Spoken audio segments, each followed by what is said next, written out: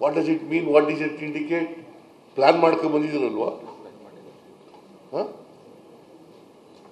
Budget ಕೇಳಬಾರ್ದು ಅಂತ plan ಮಾಡ್ಕೊಂಡು ಬಂದಿದ್ದೀರಲ್ವಾ? ಯಾಕಂತಂದರೆ ನಾನು ವಸ್ತುಸ್ಥಿತಿಯನ್ನು, ಕರ್ನಾಟಕದಲ್ಲಿರ್ತಕ್ಕಂಥ ವಸ್ತುಸ್ಥಿತಿಯನ್ನು ಹೇಳ್ತಾ ಇದ್ದೀನಿ ಅನ್ನೋದು ಅವ್ರಿಗೆ ನುಂಗಲಾರದ ತುತ್ತು. ವಸ್ತುಸ್ಥಿತಿ ಹೇಳಿದ್ರೆ ನುಂಗಲಾರದ ತುತ್ತು. ನಮ್ಮಲ್ಲಿ ಒಂದು ಹಳ್ಳಿನಲ್ಲಿ ಒಂದು ಗಾದೆ ಹೇಳ್ತಾರೆ, ಇದ್ದಂಗೆ ಹೇಳಿದ್ರೆ ಎದ್ದು ಬಂದು ಎದೆಗೊದ್ರು ಅಂತ. ಇದ್ದಂಗೆ ಹೇಳಿದ್ರೆ ಎದ್ದು ಬಂದು ಎದೆಗೊದ್ರು ಅಂತ ಒಂದು ಗಾದೆ ಹಳ್ಳಿನಲ್ಲಿ. ಥ್ರೋಟ್ ಕರ್ನಾಟಕ ಇದೆಯಾ?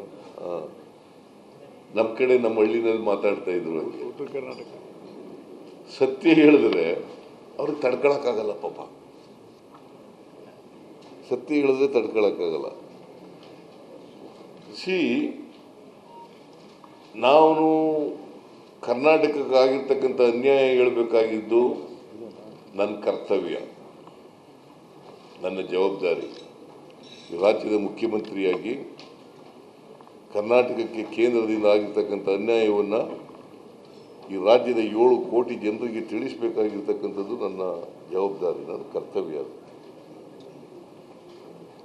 ಬಹುಶಃ ಅವರು ಕೂಡ ಕೊಲೆ ಬಸವಂತರ ತಲೆ ಆಡಿಸ್ತೇನೆ ಅಲ್ಲಿ ಕೇಳಬೇಕಾಗಿತ್ತು,